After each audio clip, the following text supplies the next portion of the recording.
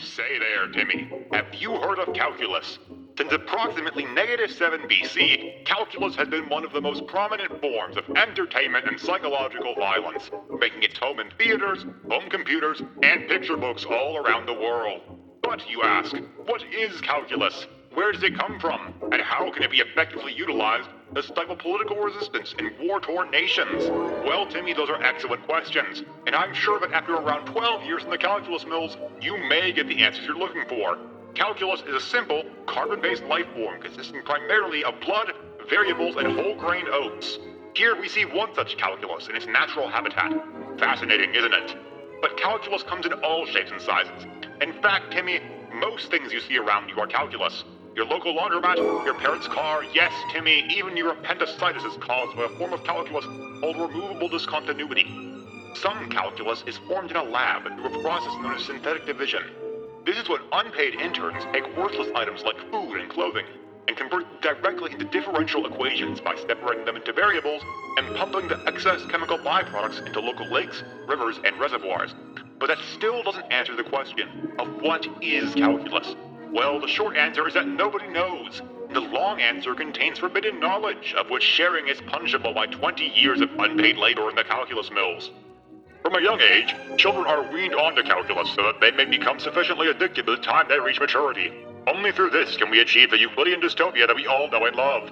Without the fundamental theorems of calculus, we would be lost and without purpose, thrust into the terrifying and unforgiving world, without any sort of abstract computations to shelter us from the unknown. You wouldn't want that, now would you, Timmy? But calculus isn't just a crippling emotional dependency for the masses, it's also a popular and valuable form of commerce. People trade goods, services, and lives in exchange for calculus and calculus-related paraphernalia. This was unanimously agreed to be the most fair way of managing an economic system, and anyone who speaks against it must clearly be mentally disturbed. A good public stoning should cure them of such notions. Everything in the world has an exact and quantifiable value in terms of calculus. Young Timmy here is worth just over 7 calculus, though his value is quickly depreciating. The undesirables of society, like lepers and insurance agents, are sent to the calculus mills to increase their value. This, of course, does not solve their problems, but it does build positive workplace relationships. According to a survey conducted, 35% of calculus millers were planning escape with their peers, while the remaining 65% were too busy thinking about calculus.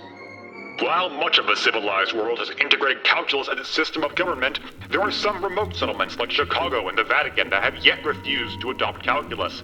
Such heretical congregations are rightfully shunned by the rest of the world, and have been expunged from both maps and public records for their barbaric ways. Despite international conversion and bombardment campaigns, to the confusion of us all, they maintain their twisted creeds. Being the integral component of daily life that it is, it's paramount that calculus receives constant updates and improvements. Every other week and a half, calculus is put under maintenance by the Calculus Grand Coven to introduce exciting new features, cosmetic enhancements, and caustic agents to keep calculus fresh and exciting. Just last Tuesday, the integral sign was given a fancy new serif font. Ads were introduced, and the neurotoxins found in the number 12 were changed to a slightly darker shade of indigo. Such innovations are the lifeblood of the calculus community.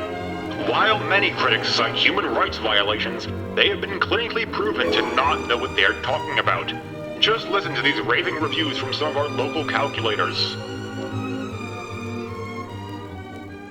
I don't even really see the appeal. I feel like everyone in the world has gone insane. I don't even know what's going on. 2 years ago, I had no direction. And then I learned about calculus. Now my doctor tells me I have 9 weeks to live.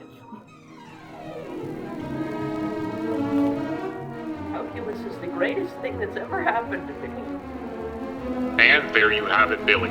Calculus is everything anybody could ever possibly wish for. It's beautiful. It's awe-inspiring. It is life itself, unfiltered in its purest form. And remember, Billy, if anybody tells you otherwise, it is your solemn duty as a citizen to remember the fact that they are crazy.